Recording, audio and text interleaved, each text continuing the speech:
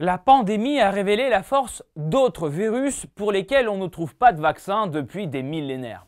Où en est-on avec l'antisémitisme?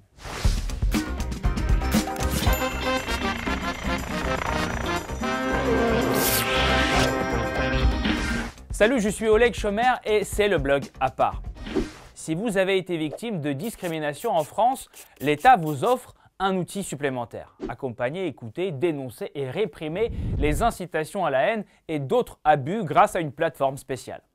Vous appelez un numéro où vous pouvez laisser un message. La réponse est quasi immédiate, simple, gratuit et censée être efficace.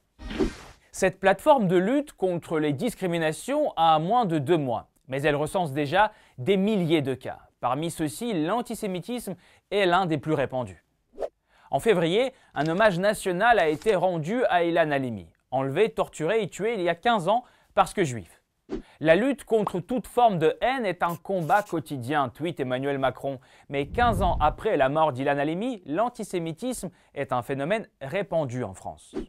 C'est l'avis de 74% des Français, selon les derniers sondages. 56% sont convaincus que la situation ne fait que s'empirer sur les 10 dernières années. En 2020, on a recensé 44 cas d'agression contre des juifs. Le nombre de ces crimes n'a pas diminué par rapport à 2019. Et pourtant, pendant presque 4 mois, le pays était en lockdown. Au XXIe siècle, à l'époque de l'exploration de Mars et de Tesla, on voit que la plus vieille haine raciale du monde n'a pas disparu.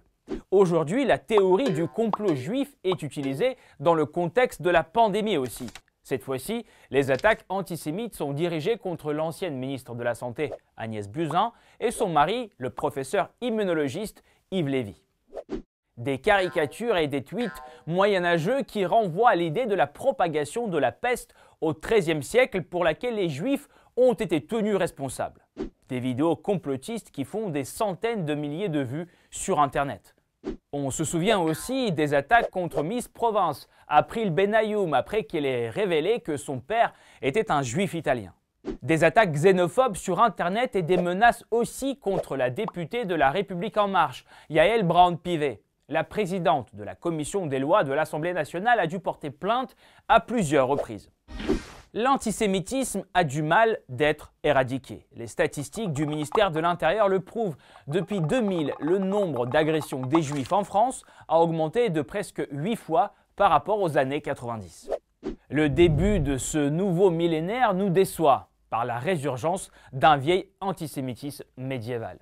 Jugez plutôt, 80% de jeunes juifs âgés de 18 à 24 ans ont au moins une fois entendu des propos antisémites à leur égard. 30% étaient victimes de violences et d'agressions.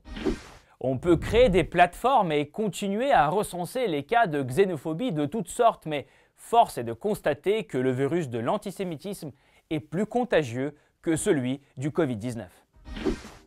Laissez vos commentaires sous cet épisode, n'hésitez pas à mettre vos likes et souscrivez à Blog à part. Ciao, bye.